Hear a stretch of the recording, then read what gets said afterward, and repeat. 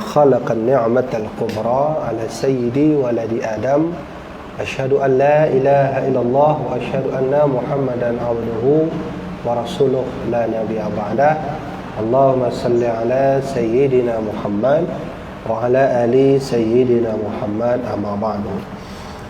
Pertama kali mari sama-sama kita memanjatkan puji dan syukur kehadirat Allah Subhanahu wa taala yang telah memberikan banyak nikmat kepada kita semua. Salawat dan salam kepada baginda Rasulullah sallallahu alaihi wasallam, kepada seluruh sahabat beliau, tabi'in, atba'ut tabi'in, dan kepada para alim, ulama mutaqaddimin, ulama mutaakhirin. Salam ta'zim menuntun kepada guru hidayah yaitu Tengku T Darmawan, Tengku Darmawan ya. Kemudian kepada jamaah majlis yang kehadir, baik adik-adik yang adik-adik yang agam yang kehadir dalam majlis yang berbahagia ini. Jadi jamaah dirahmati oleh Allah, hari ini ada tema yang insya-Allah kita akan bahas lebih dalam, yaitu tema kita hari ini adalah terlaknatnya kaum LGBT. Mengenai sebab musabab kenapa tema ini menjadi bahan pelajaran kita hari ini, itu wallahu alam, nanti tanya kepada panitia ya, kenapa tiba-tiba tema unik dan aneh. Tapi insya-Allah saya bahagia membahasnya, karena hari ini bukan hanya sekedar kita bahas Qur'annya, kita bahas hadisnya, tapi nanti kita akan jauh penjelasannya sampai ke titik lokasi terkini, di mana dulu azab kaum Lut ya, diazab oleh Allah Subhanahu wa taala. Jadi tujuannya adalah menjadi pelajaran bagi kita semua. Nah, pertanyaan besarnya dalam kajian kita hari ini adalah mengapa harus tema LGBT? Jawabannya tidak lain tidak bukan karena LGBT, siapapun nabinya, rasulnya, bahkan Allah sendiri dalam Al-Quran sangat melarang ya perbuatan LGBT itu. Ya, yang dengan arti LGBT itu ya lesbian, pulau, B-nya bu, biseksual, gay, ya. Oh nah. Yang tujuh homo lah, guru agam galak guru agam, urino galak gurino. Orang perempuan suka dengan perempuan, laki-laki suka laki-laki. Bahasa singkatnya disebut dengan LGBT. Nah, sekarang jangan tanyakan itu kepada yang lain dulu. Tanyakan dulu kepada Allah. Apa itu LGBT ya Allah? Bagaimana jawaban Allah tentang LGBT? Nah, itu dulu yang paling penting. Jadi jangan ada nanti yang menganggap menurut pendapat saya, menurut pendapat ini, menurut pendapat ilmuwan. Itu jangan dulu. Tanya kepada Allah, hukum LGBT itu apa? Nah, maka di sini kita mulai langsung penjelasannya. Nah, di sini kita akan mempelajari, mendengar jawaban langsung Allah tentang keberadaan LGBT yang sebelum ada di Indonesia kita hari ini, itu 1800 sebelum Masehi sudah terjadi. Direkam oleh Allah Subhanahu wa taala dalam Al-Qur'an, dititipkan pesan ini kepada Rasulullah sallallahu alaihi wasallam untuk diberi pelajaran kepada umatnya. Nah, apa ayatnya tentang LGBT? Banyak sekali dalam surat Asy-Syu'ara ada, dalam surat Al-Qamar ada, dalam surat Al-Ankabut ada, banyak sekali tentang orang-orang ya yang mengerjakan pekerjaan LGBT itu. Nah, kita sebutkan satu saja. Ya, yaitu saya bacakan ayatnya, itu di dalam surat Asy-Syu'ara mulai dari ayat 16 sampai kepada ayat 160 sampai kepada ayat 168. Nah, di situ Allah berfirman, Bismillahirrahmanirrahim, kadzabat qaumul lutil mursalina idz qala lahum akhuhum lutun ala tattaquna inni lakum rasulun amin. Kadzabat qaumul lutil mursalin. Kaum Lut itu dulu yang diutus oleh Allah, yaitu Nabi Lut alaihi salam. Nabi Lut hidup semasa dengan Nabi Ibrahim alaihi salam. Ya, Nabi Ibrahim dengan Nabi Lut itu saudara. Ada riwayat mengatakan paman. Jadi Nabi Lut dengan Nabi Ibrahim ini memanggil paman. Jadi saudara antara beliau dengan Nabi Ibrahim ini sangat dekat. Nah, karena di masa Nabi Ibrahim diutus oleh Allah Nabi Ibrahim untuk turun ke suatu umat melawan Namrud, sedangkan ada umat yang lain yang harus turun, nabi yang lain, yaitu Nabi Lut nanti. Turunlah ke sana, maka ketika itu Nabi Lut berdakwah memberitahu bahwa perbuatan yang mereka lakukan itu adalah sangat-sangat keji.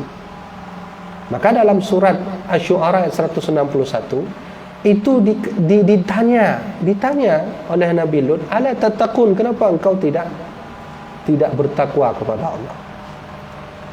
Ini lakum rasulun amin, sesungguhnya saya ini adalah utusan kalian.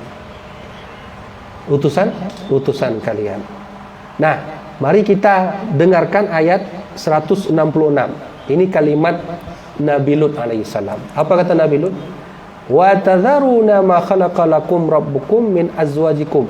Kenapa kamu sudah dikasih istri itu tak dipakai istri itu, tapi kalian menggunakan, mengamalkan pekerjaan yang sangat keji, yaitu menyukai laki-laki dengan laki-laki, perempuan dengan perempuan. Bahasa sekarang namanya LGBT. Nah, kemudian Nabi Lut, mereka berkata, datang Nabi Lut berdakwah, hai kalian, kenapa kalian saling suka laki-laki dengan laki-laki, perempuan dengan perempuan? Ini perbuatan keji, ini perbuatan yang dimurkai oleh Allah Subhanahu wa ta'ala. Apa mereka jawab? Qalu la in lam tantahi ya Lut. Nabi Lut, kalau enggak senang kamu sama kami, kalau enggak berhenti dakwah kamu, maka la takunanna minal mukhrajin, sungguh kami akan usir kamu. Salam. Ya, insyaallah. Sungguh kami akan usir kamu. Coba lihat. Resiko pendakwah memang harus demikian, terkena usir. Nabi Yusuf juga dulu pernah pergi dari kampungnya. Nabi Musa juga pernah terusir dari kampungnya. Ulama-ulama sekarang kalau berdakwah terkena usir, nah itu orang baik namanya. Resiko dakwah itu kalau berdakwah terkena usir, pergi ke negeri lain. Nabi Muhammad coba lihat. Nabi Muhammad bahasa kasar terkena usir, walau beliau menggunakan kalimat hijrah nanti. Banyak Nabi hijrah kan? Nabi Musa ketika membunuh Bani Israel, membunuh orang Mesir waktu melawan dengan Bani Israel, itu lari Nabi Musa untuk hijrah ke kota Madian, sehingga nanti balik ke negeri Mesir untuk berdakwah, memberitahu kepada Fir'aun. Begitu kan? Nabi Muhammad begitu juga, tersiksa, diusir oleh kaum jahiliyah, kafir Quraisy, berhijrah ke Madinah. Saya mau tanya, ada nggak ulama yang berhijrah balik lagi ke sini? Berdakwah dengan keras, dengan lantang sehingga dia berhijrah, beliau balik lagi ke sini. Ada nggak ulama Indonesia begitu? Ada. Nama beliau tak bisa disebut lagi di Facebook, di Bennett. Nama beliau tak bisa lagi disebut di Instagram, di Bennett. Dunia memusuhinya. Maka kata Imam Syafi'i, kalau mau cari ulama, carilah yang dibenci oleh orang munafik, yang dibenci oleh orang kafir. Nah, sekarang kita tinggal tunggu. Prosesnya sama. Nabi Musa pergi ke Madian, pulang ke Mesir, berdakwah kepada orang Mesir. Lalu dengan sabarnya Allah titipkanlah mukjizat, lalu hancurlah mereka. Nah, sekarang ada ulama Indonesia yang seperti itu. Berhijrah ke sana, balik ke sini, berdakwah, lalu dia dihukum, dihina, terintimidasi. Kita tinggal tunggu satu bab lagi, yaitu bab kehancuran. Nah, ini sama seperti ini. Datang kaum Lut berdakwah. Apa kata kaum Lut? La illam tantahi, kalau engkau enggak diam Lut, kami usir. Nah, ini beginilah proses, samanya proses dakwah para nabi dahulu sampai hari akhir nanti. Sudah. Apa kata Nabi Lut? Inni li'amalikum minal qailin, bahwa sesungguhnya aku benci dengan perbuatan kalian. Baik, kita ambil kesimpulan. Kalau begitu, Allah yang menggambarkan kisah ini, bahwa Allah mengatakan LGBT itu adalah perbuatan yang sangat-sangat keji. Bahkan Nabi Lut dengan bahasanya sendiri beliau berkata, apa kata beliau? Inni li'amalikum minal qailin. Aku benci sekali dengan perbuatan kalian. Dah, sekarang kalau ada orang yang mengatakan LGBT itu hak asasi manusia, itu sama seperti LGBT itu. Tunggulah azab nanti. Siapa itu? Siapa yang ngomong gitu? Saya kumpulkan data. Siapa yang ngomong seperti itu? Saya baca. Apa kata dia? Survei nasional SMRC menunjukkan kendati disebut bertentangan dengan agama, 57,7% publik berpendapat bahawa LGBT punya hak hidup di negara kita. Dia sandingkan hukum ini dengan agama, lalu dihancurkan, diturunkan kembali agama itu. Nggak sah agama itu. Berita itu kadang-kadang begitu dia. Disandingkan dengan agama, lalu dihancurkan kembali. Kita yang baca pun nggak paham. 57,7% publik berpendapat bahawa LGBT punya hak hidup. Ya. Adapun yang berpendapat sebaiknya hanya sebaliknya, yaitu 41%.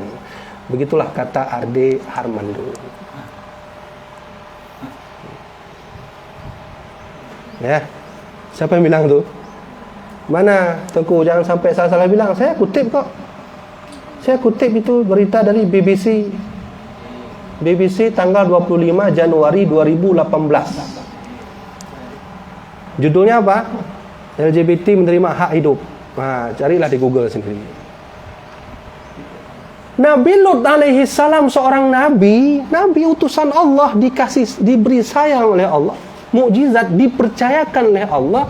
Nabi Lut sendiri tak menyetujui kegiatan perbuatan LGBT. Ini nabi bukan, rasul bukan, ulama bukan. Jadi coba ceramah saya nanti jangan dipotong-potong. Kadang lu dah orang kokoh ceramah lu. Coba saya berbicara tentang fakta saya bicara. Jadi seolah-olah Dermadu mengatakan sebahagian menerima, sebahagian tidak. Wallahu alam. Saya bacakan lagi data.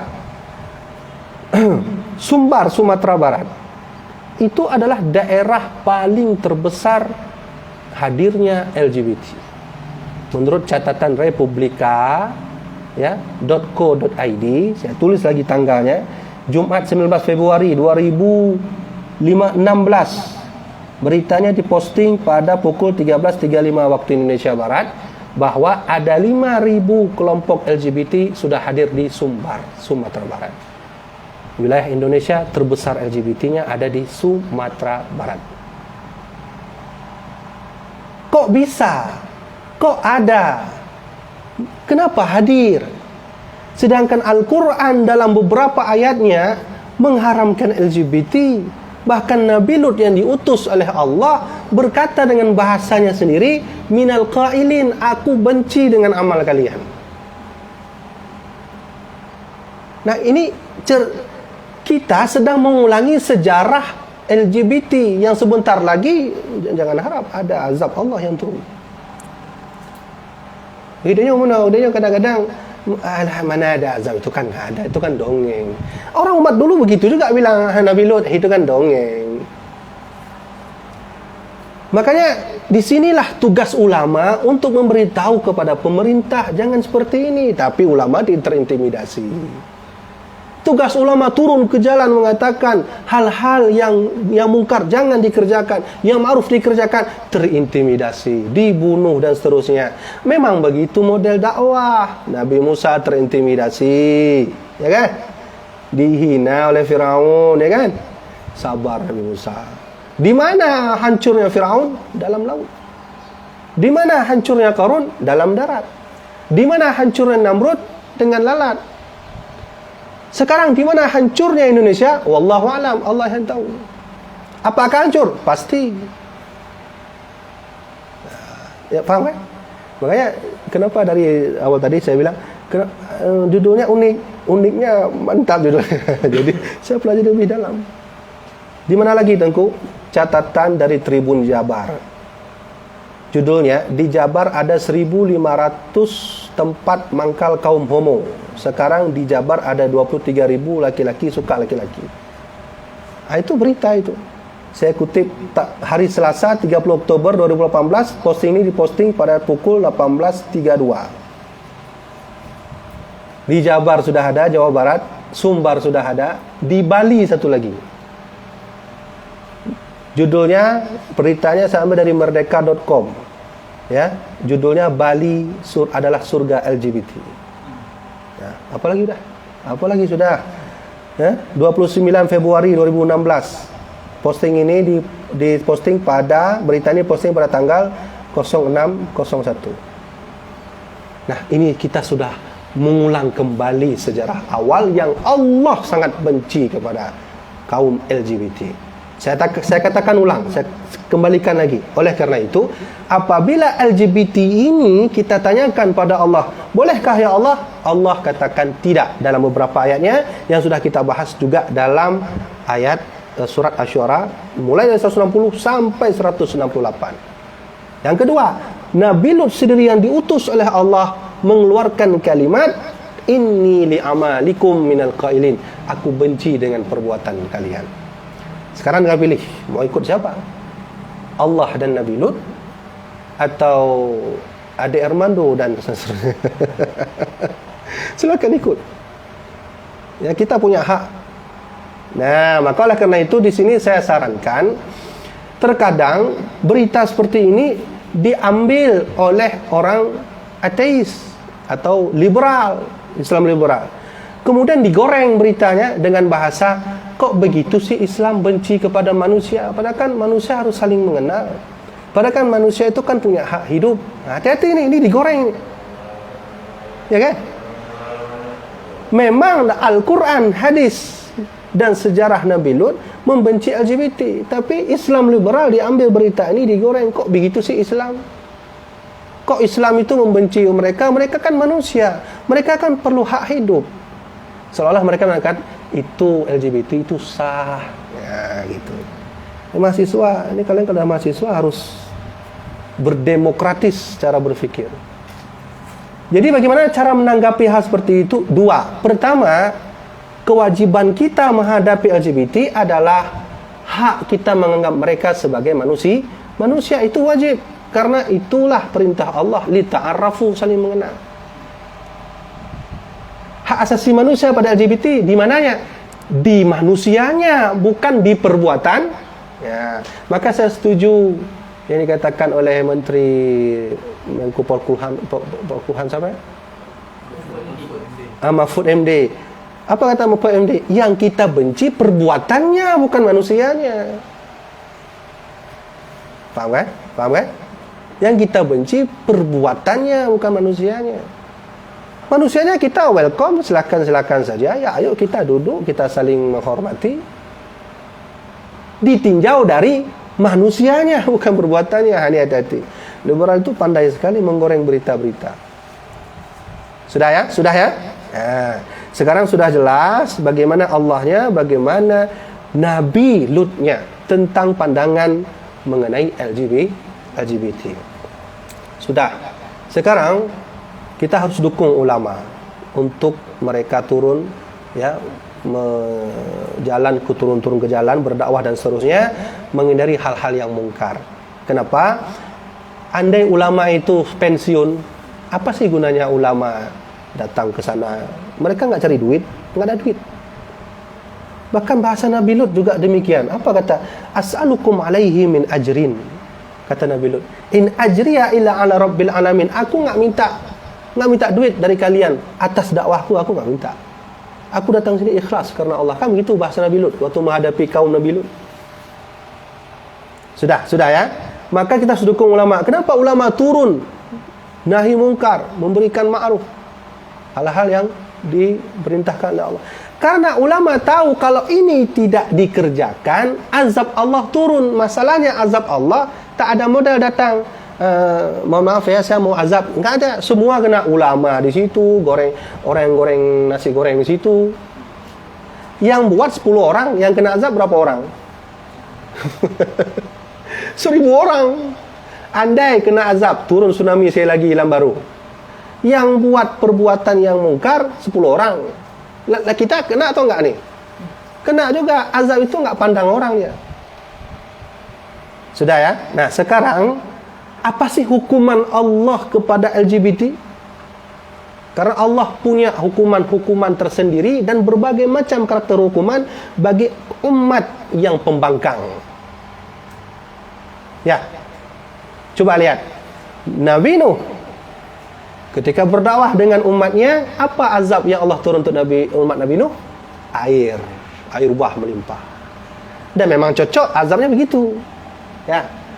Nabi Ibrahim menghadapi umat seperti Namrud, apa azab yang Allah turun kepada Namrud? Ya, turunlah lalat semua macam. Menurut riwayat bukan lalat, nyamuk. Masuk ke sini semua macam. Dan memang begitu karakter azabnya. Nah, sekarang Nabi Lut bagaimana? Nabi Lut, saya baca dalam sejarah, azab yang paling terparah yang pernah Allah turunkan cuma hanya pada masa Nabi Lut alaihissalam. Bagaimana modelnya? Kita berharap pada Allah mudah-mudahan enggak terjadi azab ini kembali lagi di masa sekarang. Wah, pedih sekali itu. Coba kita baca ayatnya ya. Ini mode azab. Modenya. Kita main game kan nak benar ni mode jurus pun ya. Apa kata Allah dalam Al-Quran? Dalam surat Asy-Syu'ara ayat 172 sampai 175. Allah berfirman, Bismillahirrahmanirrahim, wa dabbarnal akharina wa amtarna alaihim matara fasa'a mataral munzarina. Coba lihat. Kemudian kami binasakan yang lain dan kami hujani mereka dengan hujan batu. Nah, ini karakter azab Nabi Lut. Ayo, jangan berbuat perbuatan LGBT.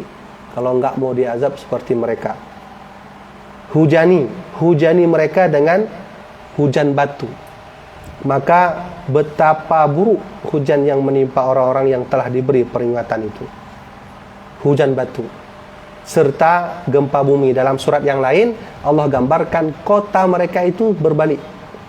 Nah, ini misalnya di sini kotanya, itu berbalik di sini. Berbalik, bukan turun ke bawah, berbalik.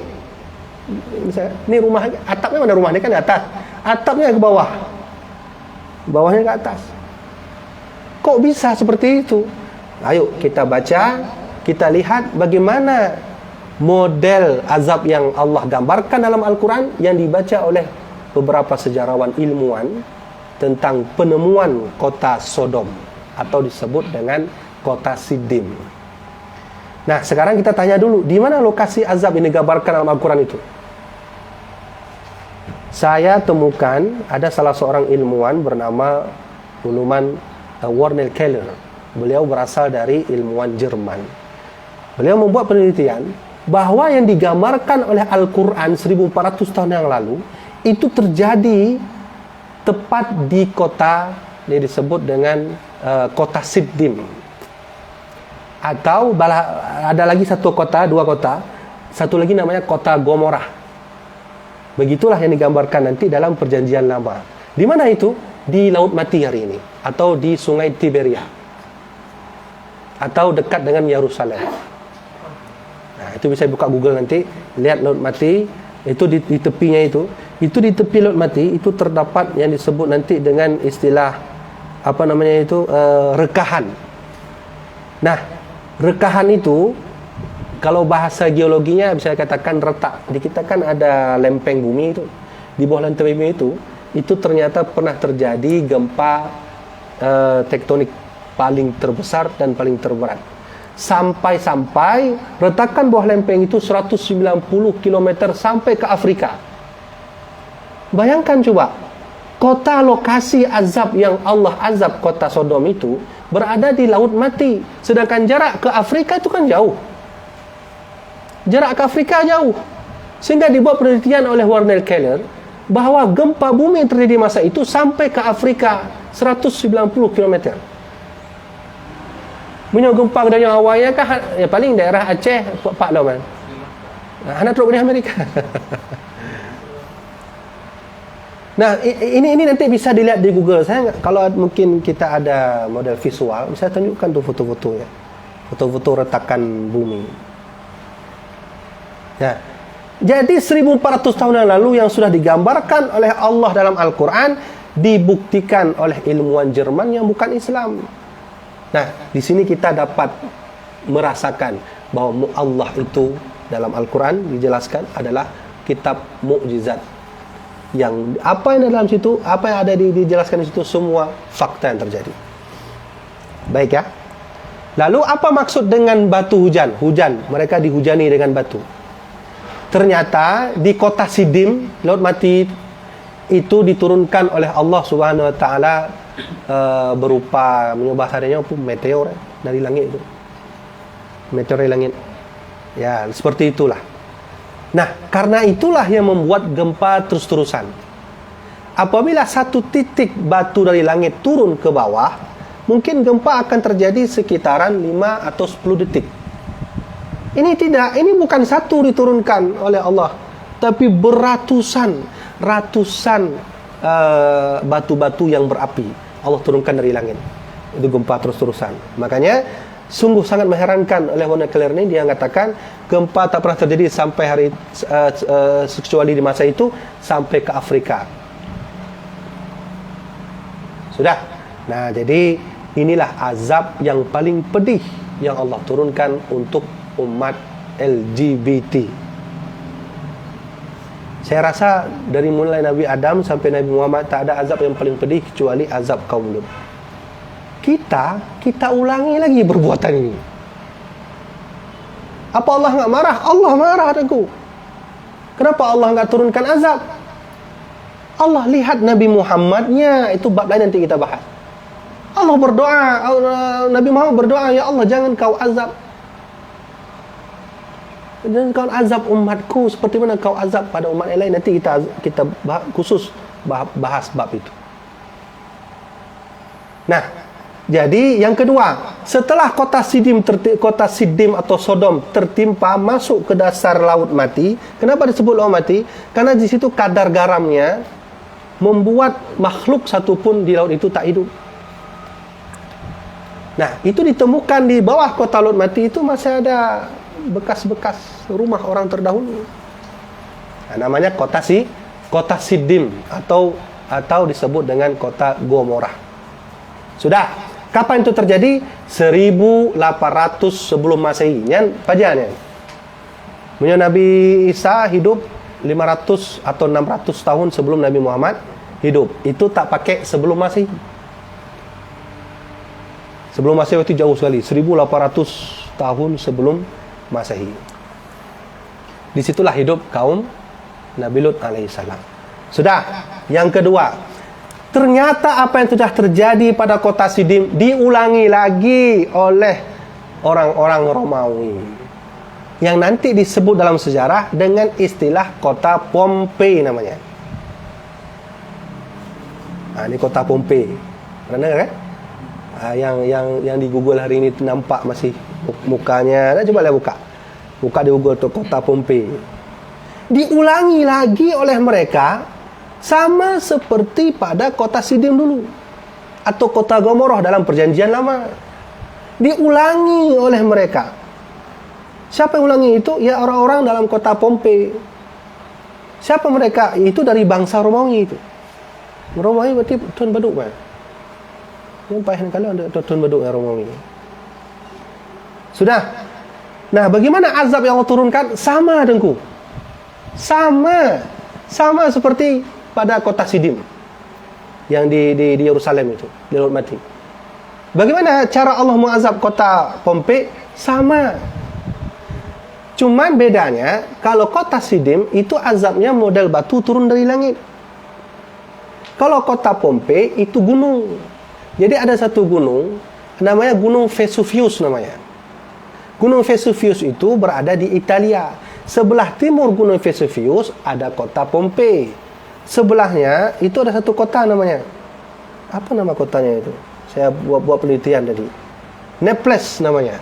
Ini gunung. Nih gunung. Di sebelah sini kota Pompei, di sebelah sini kota Naples. Yang paling berbahaya adalah kota Pompei. Bahkan dalam riwayat dijelaskan, di situ terang-terangan dibuat kemaksiatan.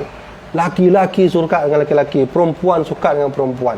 Bahkan mohon maaf, bahkan alat kelamin itu dipajang. Dipajang itu. Anak-anak kecil lihat. Sudah begitu mewahnya mereka, hebohnya mereka memperkenalkan secara terang-terangan ya kemaksiatan yang terjadi. Dalam riwayat lain juga dijelaskan dalam penelitian Warner Keller itu dijelaskan dalam bukunya bahwa kota Pompei ini itu dibuat lagi seperti lagi bahasanya iklan pariwisata. Dibuat iklan pariwisata khusus tentang bab itu. Khusus tentang bab itu. Tentang homo. Bahasa kita LGBT. Apa yang terjadi? Sama Allah mengazab mereka. Seperti kota Sidim. Nah, meletus gunung Vesuvius, apa yang terjadi? Turun itu laharnya itu. Lava apa ya? Apa jadinya? Lava ya. Itu kan meletus, itu kan terbang itu batunya. Jadi dua mereka mendapat azab. Pertama, terbang batu itu sampai ke kota Pompei. Yang kedua, lavanya itu turun ke bawah. Itu kan turun ke bawah. Sampai hari ini kita bisa melihat bagaimana umat Pompei diazab oleh Allah. Coba buka Google. Itu masih lihat giginya. Kita masih bisa melihat ada suatu keluarga malah. Kalau ada duit, bolehlah kita jalan-jalan ke Italia untuk lihat nih. Nah, itu lokasinya masih ada. Di Google itu saya lihat ada model roti masih utuh rotinya. Roti masih utuh. Telurnya masih utuh. Jadi seolah-olah di masa itu orang tak tersadarkan diri akan diazab sedang makan bersama. Mana lagi? Turun semuanya. Habis. Tak ada satu pun. Saya ingin katakan kota Sidim dan kota Pompei sama model Allah turunkan azab kepada mereka. Sudah cukup dua bukti ini saja yang dapat kita ambil sebagai bahan pelajaran. Jangan diulangi lagi. Afala yatadabbaruna al-Quran? Apa kamu enggak mau memperhatikan Quran? Atau mungkin hati sudah mati? Am qulubun aqfaluha? Apa sudah mati hati? Itu Allah yang sindir kita semua. Apa enggak mau lihat lagi Al-Quran? Am qulubun aqfaluha? Apa hati mereka enggak aktif lagi? Kalau memang hati mereka enggak aktif lagi, tidak mau mendengarkan Quran lagi, cukup Allah turunkan kembali model azab yang ketiga, sama seperti kota Sidim dan kota Pompei. Kapan itu terjadi? Wallahu a'lam. Nah, itu seperti parti-parti Adeh Pandu itulah yang perlu diazab dulu. Wah, kok tunggu kasar sekali. Sama mereka harus kasar. Allah sudah memberi kasar kok kepada mereka. Yang kita hormati manusianya. Yang kita perlu menasihati perbuatannya. Ini jangan disamakan nanti. Jangan bilang Islam radikal, coba lihat Islam saling membenci. Islam tak saling membenci. Islam saling menyayangi. Kepada siapa? Manusianya. Dia Kristen nengku. Oh cukup, lakum dinukum waliyadin. Dia manusia. Ayo kita saling menghormat. Nah, itu kan. Nah, ini harus dibedakan. Makanya Allah mengistilahkan dengan istilah syu'uba wa qabaila li ta'arrafu. Aku ciptakan kalian berbangsa-bangsa. Ada Amerika, ada Australia, ada Arab Saudi, ada Asia. Diciptakan oleh Allah. Wa qabaila, berkabail, suku-suku. Di Aceh ada suku, di Batak ada suku. Untuk apa? Allah perintahkan li ta'arrafu, saling mengenal. Jadi jangan bilang Islam radikal. Nah, ini saling mengenal sesama manusia. Kalau dia berbuat mungkar, perlu dinasihati. Sudah ya? Sudah. Kalau begitu ambil kesimpulan. Dari Allah sendiri, Nabi Lut juga dalam Al-Quran sudah digambarkan. Itu mereka Nabi Lut dan Allah Subhanahu wa taala membenci perbuatan LGBT. Yang saya sebutkan hanya satu ayat saja itu, satu surat. Masih ada surat lain seperti Al-Ankabut juga menceritakan tentang ini. Seperti Al-Qamar juga menceritakan tentang ini. Bagaimana azab yang Allah turunkan kepada mereka? Sama. Kota Sidim sama, turun itu batu. Kota Pompei pun sama, turun juga batu dari langit. Sekarang pertanyaan besarnya bagi kita jamaah kajian, bagi online yang ikut juga jamaah, bagi pemerintah dan pejabat Indonesia khususnya, mau masih menganggap ini sebagai hal yang legal? Kalau mau silahkan, silahkan, tak masalah. Nah, kalau mau gitu ya boleh. Tapi jangan harap nanti Allah mengazab lagi, kembali lagi sama seperti Allah mengazab kaum seperti dahulu. Mari kita lihat bukti beberapa fakta, data yang dapat saya kumpulkan. Alhamdulillah sudah saya kumpulkan. Di Indonesia sendiri, nggak usah main di negara lain. Indonesia sendiri sudah saya katakan tadi dari catatan republika.co.id. Judul beritanya ada 5.000 kelompok homo yang sudah hadir di Sumatera Barat. Satu. Yang kedua, di Jawa Barat ada 1.500 tempat mangkal kaum homo. Sekarang di Jabar ada 23.000 laki-laki suka laki-laki. Berita dari mana itu? Dari tribunjabar.co.id.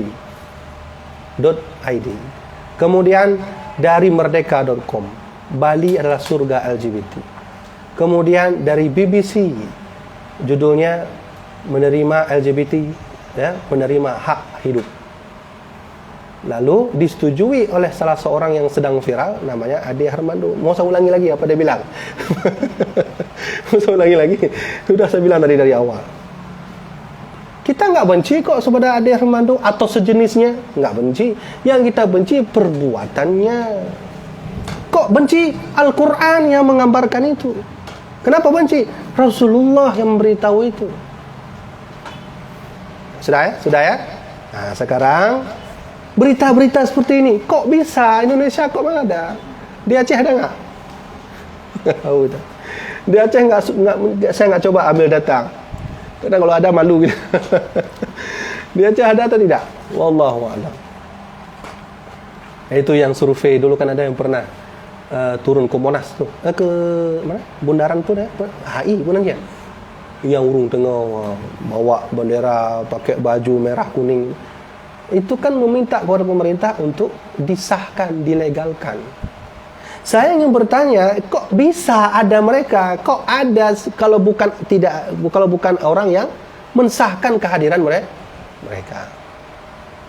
Nah, kalau begitu, mari sama-sama kita dukung ulama, dukung pejabat, dukung pemerintahan yang mereka menyetujui bahwa LGBT wajib dihapuskan. Ya, sudah ya. Nah, jadi inilah yang dapat saya sampaikan tentang LGBT. Kalau jumpa teman yang begitu nanti, ya pertama harus curigai dulu.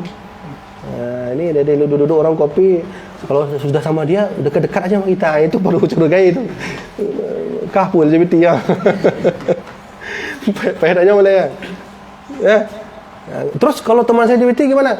Nasihati, jangan dibenci, nggak boleh membenci. Nggak dengar tuanku, kasih nasihat yang kedua. Nggak dengar juga, yang ketiga. Nggak dengar juga, yang keempat. Yang nggak dengar juga, lapor polisi. Nah, kan gitu caranya.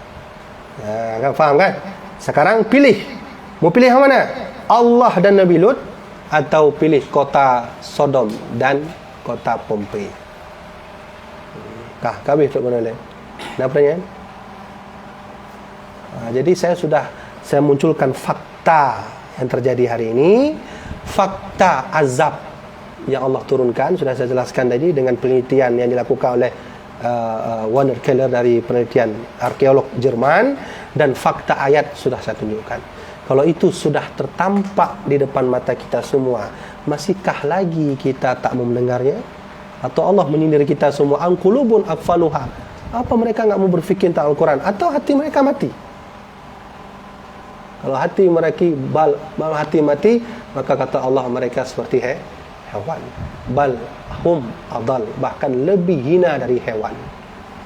Hewan yang paling hina apa? Bui. Lebih hina dari bui lah. Nah, itu. Mau kita samakan sama babi? Lebih hina dari babi lagi. Ya, sudah. Nah, sampai sini saja, mudah-mudahan bermanfaat apa yang saya sampaikan. Mudah-mudahan apa yang kita dengar hari ini itu menjadi bahan pelajaran bagi kita semua. Sering-seringlah baca. Saya dulu suka baca Quran itu ada seperti sainnya. Sain itu artinya penelitian. Misalnya Allah sudah menggambarkan Nabi Musa, itu sainnya bagaimana? Arkeolognya bagaimana? Itu saya suka. Makanya saya buatlah buku namanya Risalah Tauhid Al-Waliyah. Buku saya itu judulnya Risalah Tauhid Al-Waliyah, sifat 20, ada ayatnya, ada hadisnya, juga saya sebutkan tentang sainnya. Tentang hal-hal yang menyangkut tentang apa yang saya bahas dalam itu. Jadi ya udah sampai sini saja. Kah katuk kena lena bertanya Hana mengenai LGBT ni. Mana aku tanya dengan juga. Guna? Oh, nah. Kalau tanya. Kau tentang LGBT lah, yang lain baik lah ya. Yang khusus tentang ini dulu. Sama dia. Habis? Kau punya anak tak sama dia?